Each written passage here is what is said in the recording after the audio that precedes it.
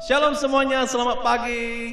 Dan juga kami ingin menyambut semua daripada kita Jemaat Metodis Muen. Selamat datang di kebaktian online Gereja Metodis Muen bersama saya sebagai WL pada hari ini, Jaya. Dan juga pemusik ada Owen, Dennis, dan juga David. Pada hari ini kita akan dilayani oleh Contoh Tommy yang akan menyampaikan firman. Dan sebelum kita memulai semua itu, mari pada saat ini kita saat teduh sejenak. Bapa, selamat pagi. Terima kasih atas penyertaan-Mu, perlindungan-Mu, dan juga kesehatan yang telah Engkau berikan kepada kami sampai pada hari ini. Terima kasih atas kesempatan untuk beribadah online di manapun kami berada, di ruang, baik itu di ruang tamu kami ataupun di ruang beristirahat kami di rumah kami. Kami percaya bahwa Engkau adalah Tuhan yang maha hadir. Engkau akan hadir di tempat kami dan juga penuhi setiap daripada kami. Kami rindu lawatan Engkau dan juga Engkau yang akan memenuhi setiap daripada kami. Terima kasih ya Tuhan, dan terima kasih kami ingin menyambut Engkau dengan luar biasa di tempat ini ya Tuhan. Kami berdoa semua ini hanya di dalam nama anak-Mu Yesus Kristus. Kami mengucap syukur dan sama-sama jemaat Tuhan katakan amin. Haleluya.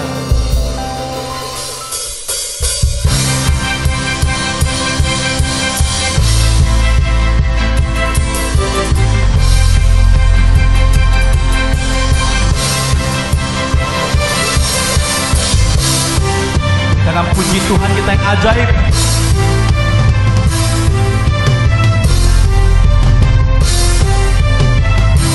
Sama-sama katakan, tak terbayang. Tak terbayang kebesaran-Mu dan tak terbanding kekuatan-Mu Tuhan. Megah bagiku.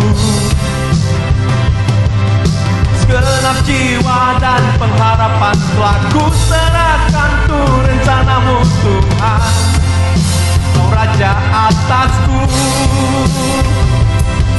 hanya Kau yang layak ditinggikan.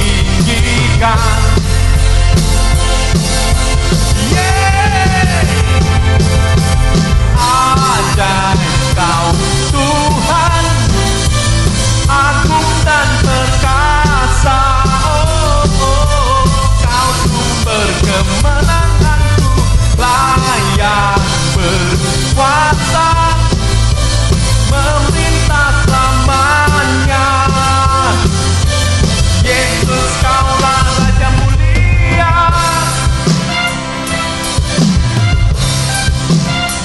Sama-sama. Tak terbayang kebesaran-Mu dan tak terbanding kekuatan-Mu Tuhan.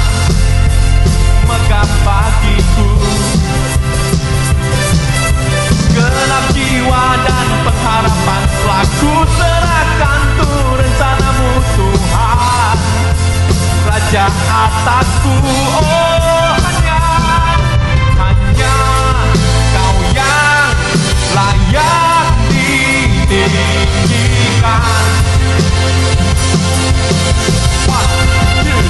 One, two, three, go. Ajaib Kau Tuhan, agung dan perkasa. Kau sumber kemenanganku, layak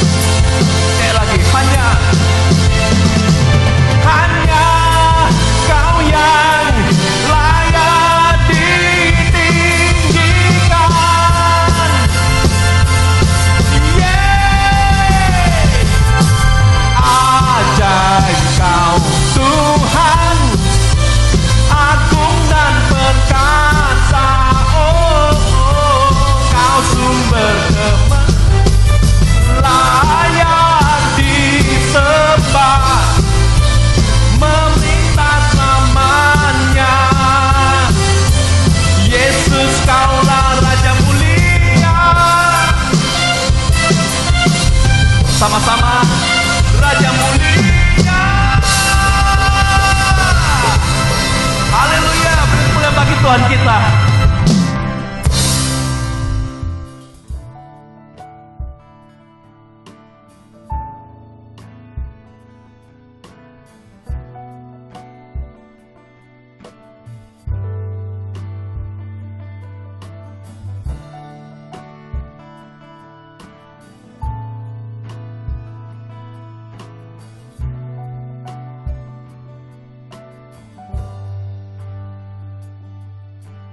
Kau ada bersamaku di setiap musim hidupku. Tak pernah kau biarkan ku sendiri.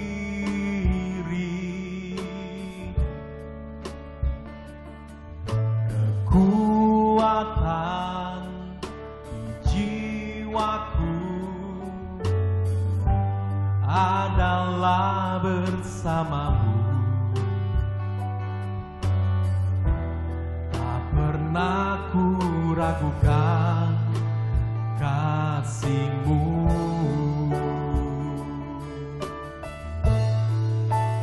Bersamamu Bapa,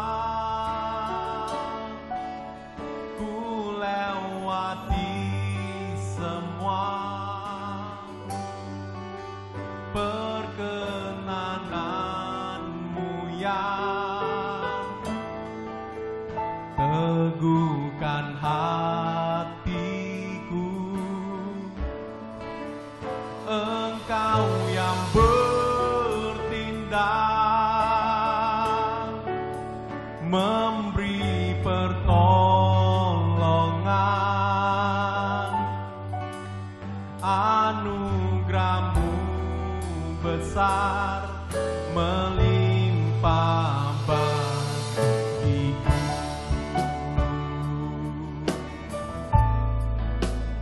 Terima kasih Tuhan.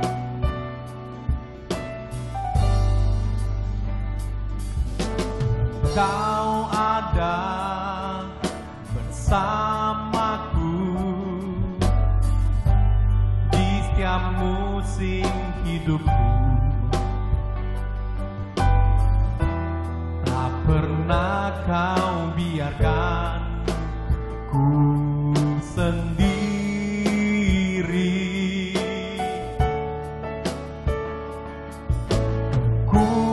Kekuatan di jiwaku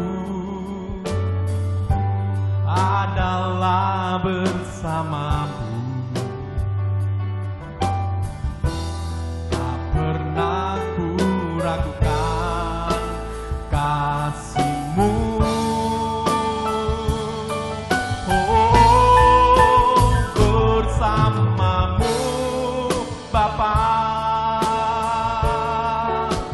ku lewati semua perkenanan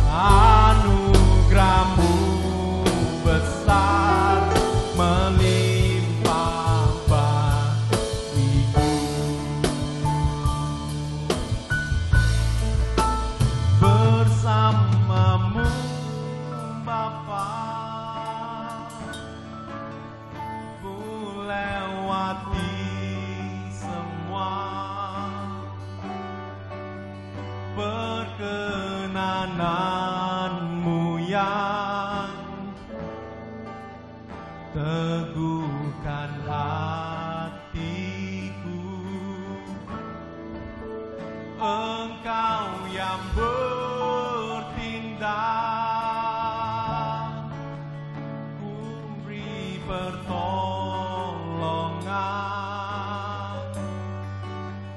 Anugerah-Mu besar melimpah bagiku.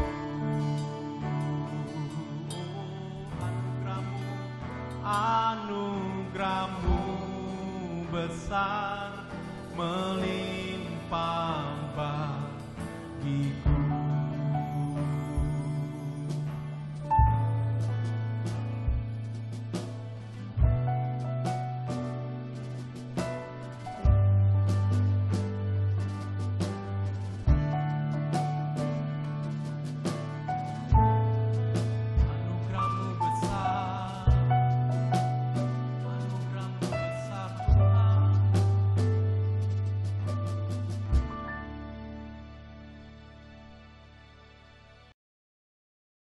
Shalom untuk kita semuanya, Bapak Ibu Jemaat Mu'en yang dikasihi oleh Tuhan.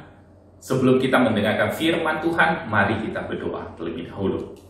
Tuhan, kami mengucap syukur pada hari ini kami boleh mendengarkan kebenaran firman Tuhan. Meskipun kami tidak bisa berkumpul bersama-sama secara fisik, tetapi kami yakin dan percaya Tuhan selalu hadir di tengah-tengah kami. Bahkan Tuhan ada di tengah-tengah keluarga kami. Dan Tuhan juga hadir di dalam hati dan pikiran kami. Tuhan berkati firman-Mu boleh menjadi penghiburan dan kekuatan bagi kami. Dan biarlah Tuhan kami juga serahkan ibadah kami dari awal sampai akhir hanya ke dalam tangan Tuhan. Dalam nama Tuhan Yesus kami berdoa. Amin. Hari ini saya ingin men-sharingkan satu judul topik yang saya beri judul adalah Coram Deo. Coram Deo adalah satu istilah Latin yang artinya adalah in the presence of God, di dalam hadirat Allah, ataupun before the face of God, di hadapan wajah Allah. Nah teman-teman, kalau kita sadar bahwa hidup kita selalu ada di hadapan wajah Allah, dan wajah Allah selalu menghadap kepada kita, maka apa yang harus kita lakukan? Bayangkan seorang raja atau presiden yang mengundang kita untuk menginap beberapa bulan di istana kepresidenan. Saya agak yakin, selama kita tinggal di sana, maka kita akan sangat berhati-hati terhadap apa yang kita lakukan, apa yang kita katakan, apa yang kita pakai, apa yang kita makan. Semuanya kita akan sangat berhati-hati untuk mengaturnya, karena kita tahu kita akan selalu diawasi dan diperhatikan. Bayangkan ya, kalau misalnya presiden atau raja tiba-tiba mengetahui ada kebiasaan buruk daripada kita, tentu kita akan menjadi malu. Nah teman-teman, apalagi kita sadar bahwa hidup kita ada di hadapan Tuhan. Coram Deo. Coram Deo is a fact, adalah sebuah fakta bahwa setiap manusia tidak mungkin bisa terlepas dari Tuhan. Karena mata dan wajah Tuhan ada di mana-mana. Kita tidak mungkin bersembunyi daripada Tuhan. Karena Tuhan adalah Allah yang Maha Tahu. Makanya Daud menuliskan satu mazmur yang terkenal, yang sebagian dari kita sudah tahu, yaitu di Mazmur 139 ayat 7-10. Mazmur 139 ayat 7-10 saya bacakan untuk kita. Kemanakah aku dapat pergi menjauhi roh-Mu? Kemana aku dapat lari dari hadapan-Mu? Jika aku mendaki ke langit, Engkau ada di sana. Jika aku menaruh tempat tidurku di dunia orang mati, di situ pun Engkau. Jika aku terbang dengan sayap fajar dan membuat kediaman di ujung laut, juga di sana tangan-Mu akan menuntun aku, dan tangan kanan-Mu memegang aku.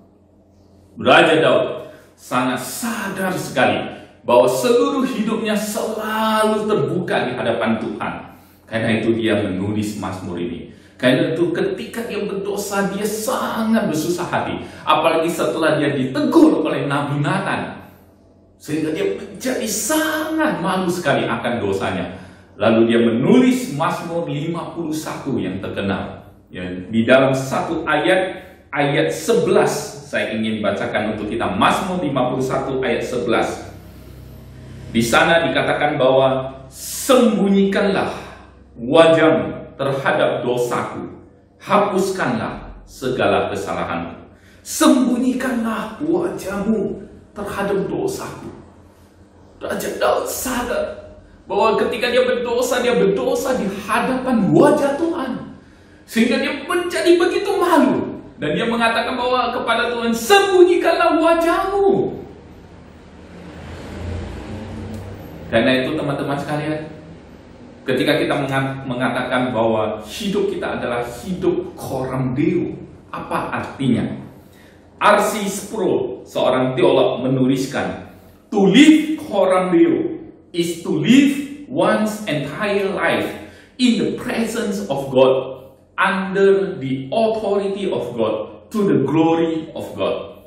Satu definisi yang sangat dahsyat sekali. Hidup coram Deo adalah menghidupi kehidupan di dalam kehadiran ataupun hadirat Allah, di bawah otoritas Allah untuk kemuliaan Allah. Dengan demikian, hidup di dalam coram Deo adalah hidup di bawah kedaulatan, kehendak dari Tuhan. Dan hidup di dalam coram Deo adalah hidup untuk kemuliaan Tuhan. Jadi seluruh kehidupan kita terbuka, diuji, apakah kita benar-benar hidup sesuai dengan kemuliaan dan kehendak Tuhan. Jadi hidup di dalam coram Deo juga mempunyai arti bahwa kita mempunyai pengalaman yang intim dengan Tuhan. Di dalam perjanjian lama, ketika Allah berkenan membukakan dirinya, maka di dalam perjanjian lama ada ditulis bahwa Tuhan menghadapkan wajahnya. Bahkan seorang Musa bisa berbicara kepada Tuhan muka dengan muka. Dan ketika Tuhan memberikan hukum kepada bangsa Israel, Tuhan menghadapkan wajahnya kepada mereka. Dengan demikian mereka bisa mendapatkan anugerah dan kebaikan daripada Tuhan. Itu adalah bentuk relasi antara Allah dan manusia. Dan ketika kita mengatakan bahwa kita hidup di dalam coram Deo, itu artinya kita punya personal relationship dengan Tuhan sendiri. Sama seperti kita punya personal relationship dengan pasangan kita. Bahwa ketika kita hidup berdampingan, berhadapan dengan pasangan hidup kita, seluruh hidup kita terbuka di hadapannya. Seluruh emosi, perasaan, pikiran kita, semuanya tidak bisa kita sembunyikan dari pasangan kita. Nah, teman-teman sekalian, Bapak Ibu, selama masa pandemi ini, mungkin ini saatnya kita melihat hidup kita lagi. Apakah selama ini kita hidup hanya untuk diri kita sendiri? Kita hidup tanpa kita sadar bahwa hidup kita sebenarnya terbuka, tanpa sadar bahwa hidup kita tidak bisa terlepas dari pandangan Allah. Kalau kita sangat sadar hal ini, maka hidup kita akan berubah sangat banyak sekali, teman-teman sekalian. Hari ini saya ingin sharingkan ada 3 poin apa saja aspek yang termasuk ketika kita mengatakan living before the face of God. Ketika kita mengatakan bahwa kita hidup di hadapan wajah Allah. Yang pertama, hidup dalam coram Deo berarti kita hidup dalam konsistensi sesuai firman-Nya. Saya kutip lagi R.C. Sproul yang mengatakan bahwa to live all of life coram Deo is to live a life of integrity. It is a life of wholeness that finds its unity and coherency in the majesty of God. Hidup di dalam coram Deo adalah hidup di dalam integritas, dan seluruh hidup menjadi satu dan koheren bagi kemuliaan Allah. Jadi teman-teman sekalian, hidup di dalam coram Deo adalah hidup yang berpusat kepada Allah, God-centered, bukan kepada diri kita sendiri, bukan kepada self-centered. Ini berarti kita harus selalu mencari kemuliaan Allah. Ini berarti kita harus hidup konsisten di dalam firman-Nya, sesuai firman-Nya. Kalau tidak, bagaimana kita bisa hidup untuk kemuliaan Tuhan? Itu berarti bahwa kita harus konsisten selalu mencari sesuai kehendak Tuhan. Itu berarti kita harus konsisten taat kepada firman-Nya. Hidup di dalam coram Deo adalah konsistensi antara pikiran, hati, perbuatan, motivasi, semuanya menjadi satu dan semuanya diarahkan untuk kemuliaan Allah. Teman-teman, tidak ada gunanya kalau kita punya pelayanannya begitu banyak, kalau kita punya kegiatan rohani yang begitu banyak, kita sudah mengikuti seminar ribuan kali, bahkan kita mengikuti PA beberapa kali, mendengar ratusan khotbah, melayani begitu sibuk, jika hidup kita tidak konsisten di hadapan Tuhan, jika kita tidak konsisten sesuai firman-Nya, akibatnya hidup kita menjadi hidup yang terfragmen. Hari Minggu kita menjadi orang yang demikian, tetapi hari-hari lainnya kita menjadi orang yang berbeda. Satu tokoh Alkitab yang sering saya ceritakan, saya sering sharingkan adalah Yusuf. Kita tahu cerita Yusuf, bagaimana Yusuf dijual oleh saudara-saudaranya, kemudian Yusuf dijual ke rumah Potifar, dan kita tahu juga bahwa istri Potifar mengambil kesempatan untuk menggoda Yusuf. Dan suatu hari ketika di dalam kamar tinggal mereka berdua, istri Potifar menggoda Yusuf, hanya tinggal mereka berdua. Dan kalau Yusuf melakukannya, saya yakin tidak ada orang yang akan tahu. Tapi teman-teman, perhatikan, Yusuf bukan hanya tahu di dalam kamar itu ada dua orang. Dia tahu bahwa di dalam kamar itu selain ada dua orang, ada pribadi yang ketiga, yaitu Allah sendiri. Karena itu ketika istri Potifar menggoda dia menolak dengan keras, bahkan dia mengucapkan kalimat yang luar biasa. Yuk kita sama-sama lihat di Kejadian 39 ayat 8 sampai 9. Kejadian 39 ayat 8 sampai 9. Saya bacakan untuk kita ya.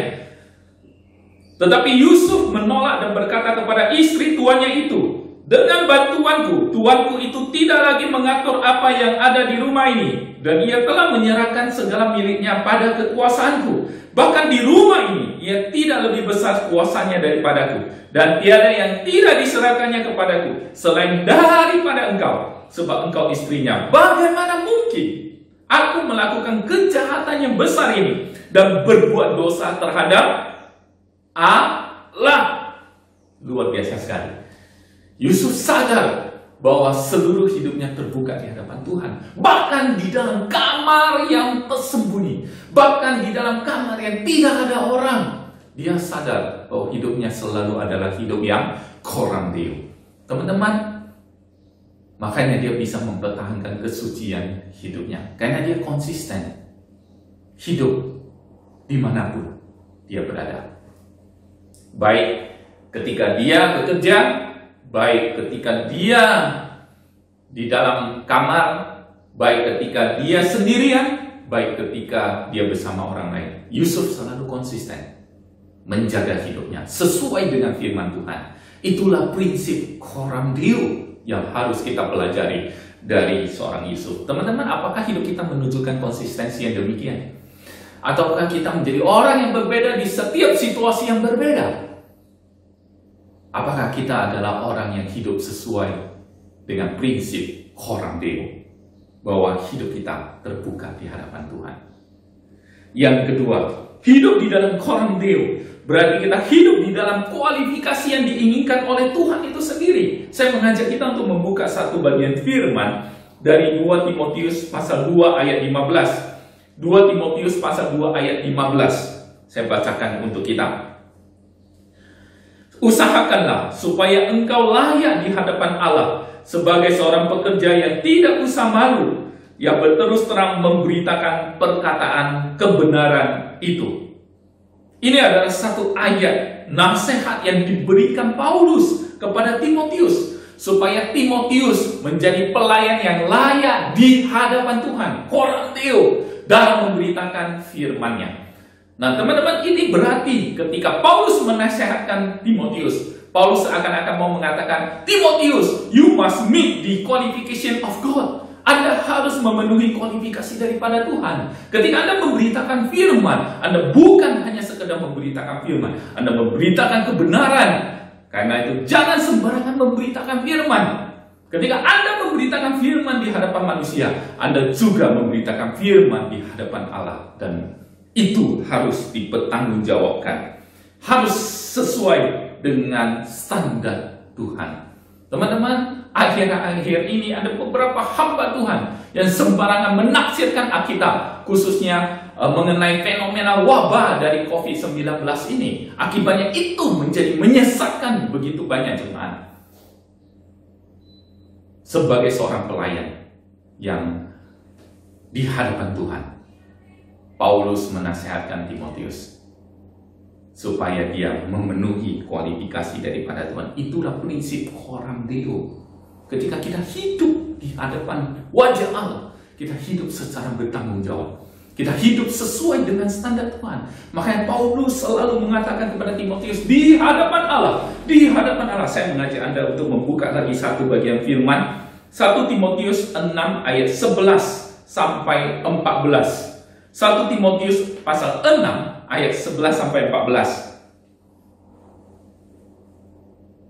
Tetapi engkau, hai manusia Allah, jauhilah semuanya itu. Kejarlah keadilan, ibadah, kesetiaan, kasih, kesabaran, dan kelemah lembutan. Ayat 12. Bertandingkan dalam pertandingan iman yang benar, dan rebutlah hidup yang kekal. Untuk itulah engkau telah dipanggil, dan telah engkau ikrarkan ikrar yang benar di depan banyak saksi. Ayat 13, perhatikan. Di hadapan Allah yang memberikan hidup kepada segala sesuatu, dan di hadapan Kristus Yesus yang telah mengikrarkan ikrar yang benar itu juga di muka Pontius Pilatus, kuserukan kepadamu, turutilah perintah ini dengan tidak bercacat dan tidak bercela, hingga pada saat Tuhan kita Yesus Kristus menyatakan dirinya. Di sini Paulus mengatakan kepada Timotius, kejarlah, bertandinglah, rebutlah, turutilah. Itu adalah kata kerja aktif. Kejarlah. Kita harus mengejar apa yang diinginkan oleh Tuhan. Kita harus mengejar apa yang menjadi standar Tuhan, bukan mengejar apa yang menjadi standar dunia. Seringkali teman-teman kita menjadi people pleasing. Kita seringkali menyenangkan orang karena kita takut kehilangan pengaruh kita, kita takut kehilangan reputasi kita, kita takut kehilangan apa yang sudah kita miliki, melupakan pengakuan dari orang-orang, sehingga kita ingin memenuhi standar mereka, standar dunia ini. Kita lupa hidup di dalam coram Deo adalah hidup sesuai dengan standarnya Tuhan, bukan standar dunia ini. Ini adalah kualifikasi. Hidup sesuai dengan kualifikasi yang Tuhan inginkan. Di dalam satu perumpamaan tentang talenta, yang sudah kita tahu, bagaimana seorang tuan dia memberikan talenta, menitipkan talenta kepada hamba-hambanya. Ketika tuan yang menitipkan 5 talenta, itu adalah kualifikasi bagi hamba pertama. Ketika tuan yang menitipkan 2 talenta, itu adalah untuk kualifikasi, memenuhi kualifikasi yang diinginkan oleh tuannya kepada hamba kedua. Dan ketika tuannya memberi 1 talenta kepada hamba ketiga, itu juga adalah kualifikasinya. Masalahnya bukan di dalam jumlah talenta. Masalahnya adalah, do we meet the qualification of our Lord? Karena itu pertanyaannya adalah, apakah kita adalah hamba yang bisa dipercaya bahkan ketika Tuhan kita tidak melihat kita?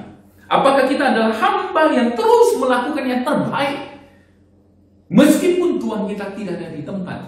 Itu adalah pertanyaannya di dalam perumpamaan ini. Dan kita tahu ketika Tuhan yang pergi, hamba pertama dan kedua melakukan tugas mereka melipat gandakan, sedangkan hamba ketiga tidak.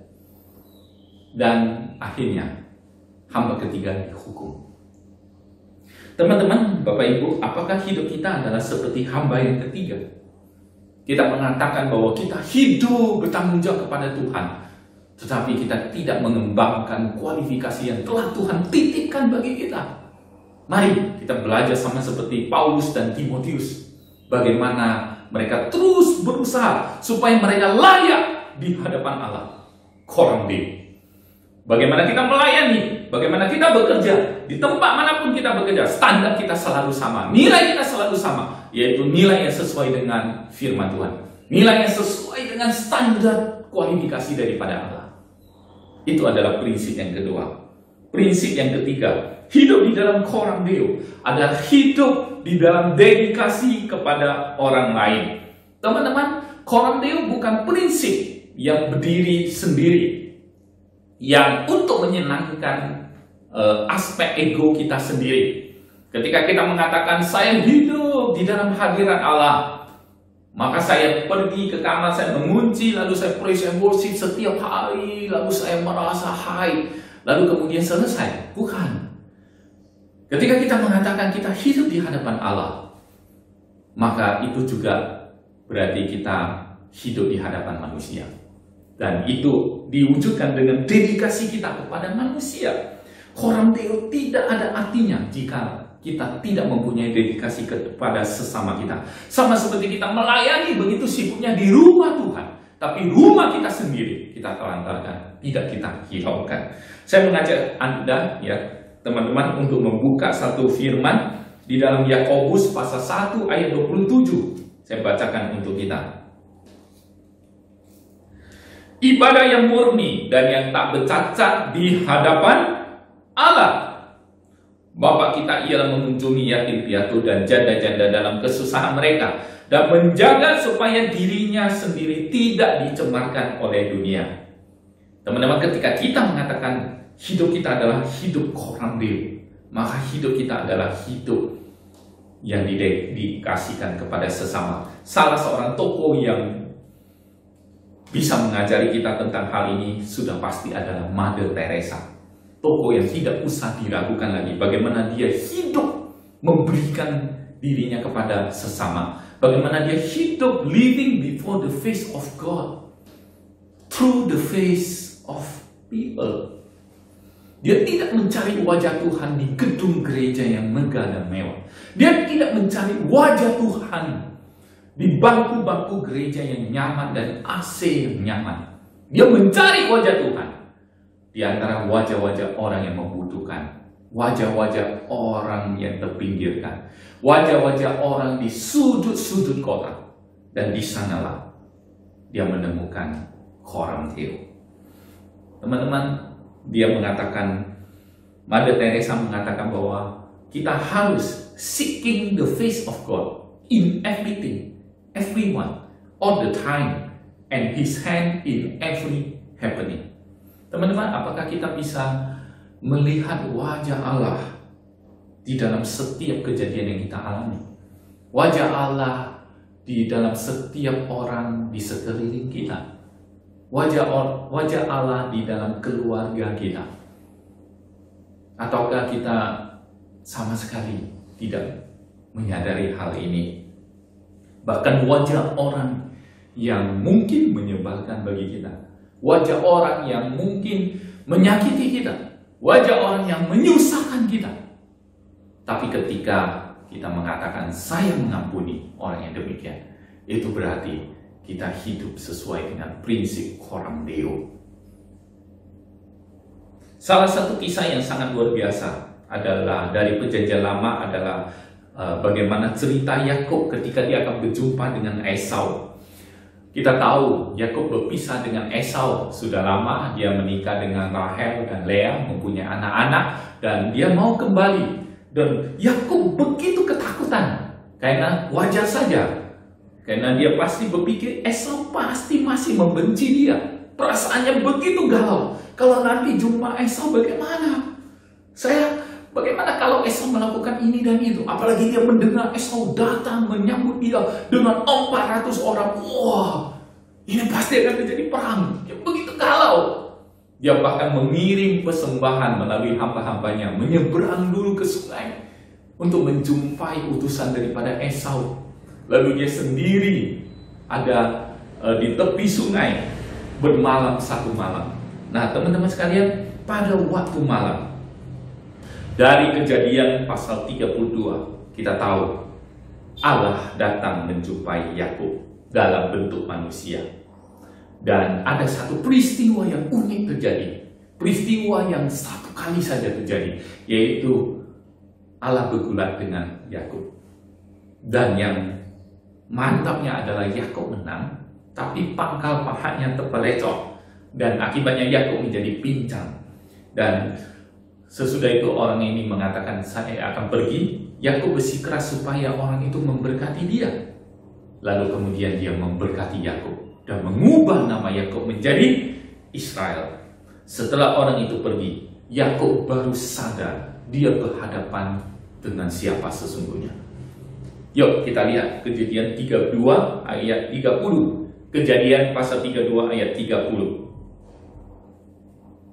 Kejadian pasal 32 ayat 30. Setelah Yakub bergulat dengan Allah, Yakub menamai tempat itu Peniel, sebab katanya, aku telah melihat Allah berhadapan muka, tetapi nyawaku tertolong.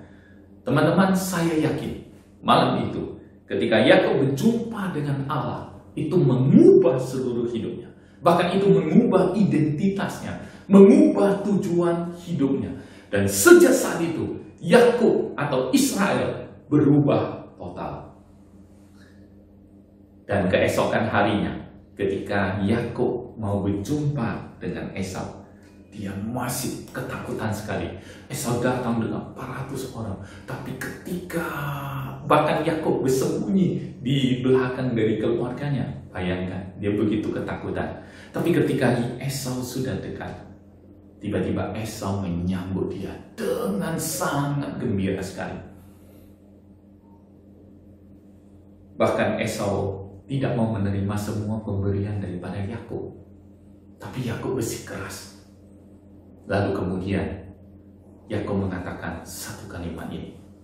Perhatikan kalimatnya. Di dalam Kejadian 33 ayat 10. Ini adalah satu ayat yang luar biasa. Kejadian 33 ayat 10.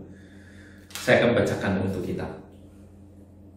Tetapi kata Yakub, janganlah kiranya demikian. Jikalau aku telah mendapat kasih-Mu, terimalah persembahanku ini dari tanganku. Karena memang melihat muka-Mu adalah bagiku serasa melihat wajah Allah. Dan Engkau pun berkenan menyambut aku.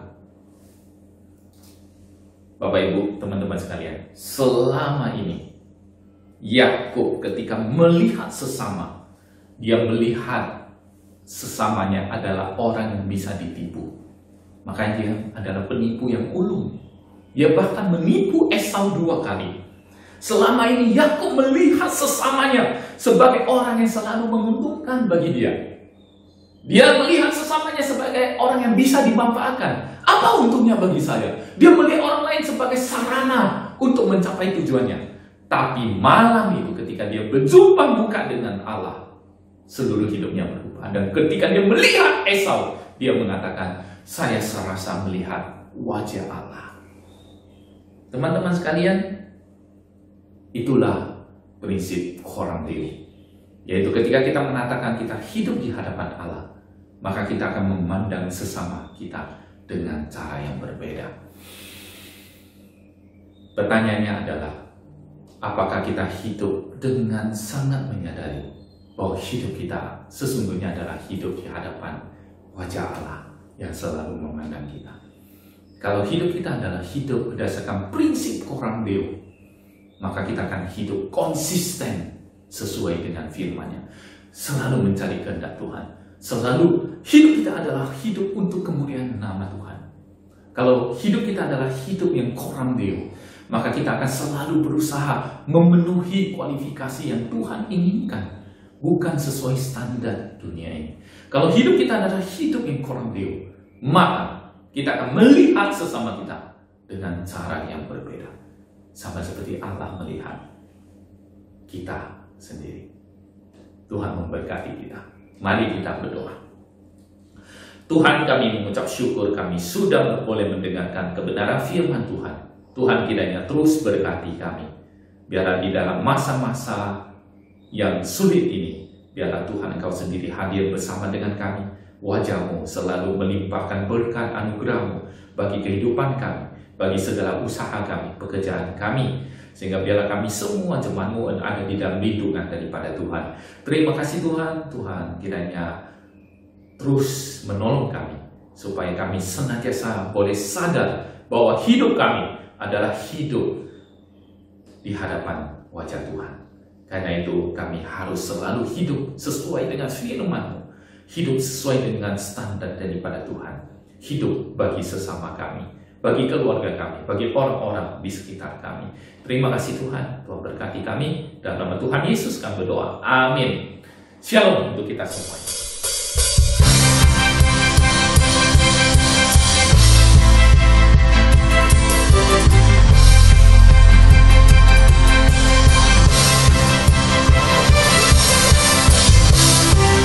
Dengan puji Tuhan kita yang ajaib.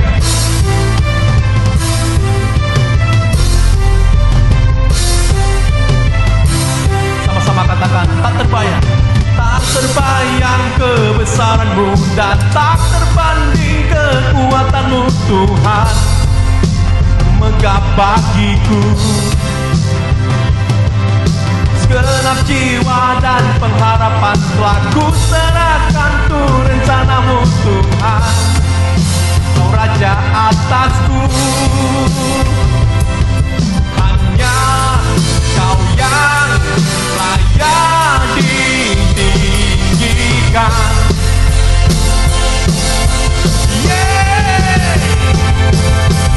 Ajaib Kau Tuhan, agung dan perkasa. Kau sumber kemenanganku, layak berkuasa, memerintah selamanya. Yesus Kaulah Raja mulia.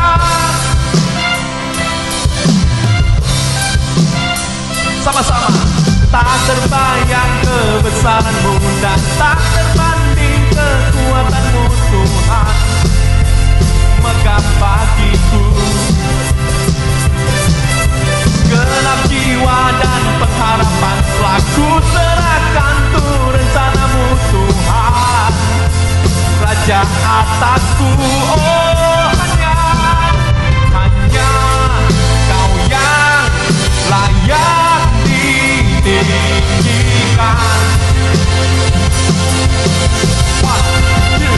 One, two, three, go. Ajaib Kau Tuhan, agung dan perkasa. Kau sumber kemenanganku, layak berkuasa, memerintah selamanya. Yesus Kaulah Raja mulia.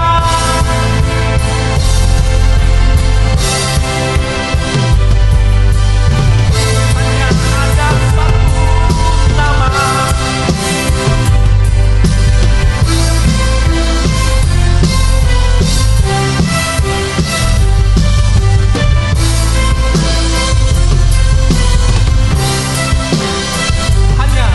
hanya Kau yang layak ditinggikan. Sekali lagi, hanya Kau yang layak ditinggikan.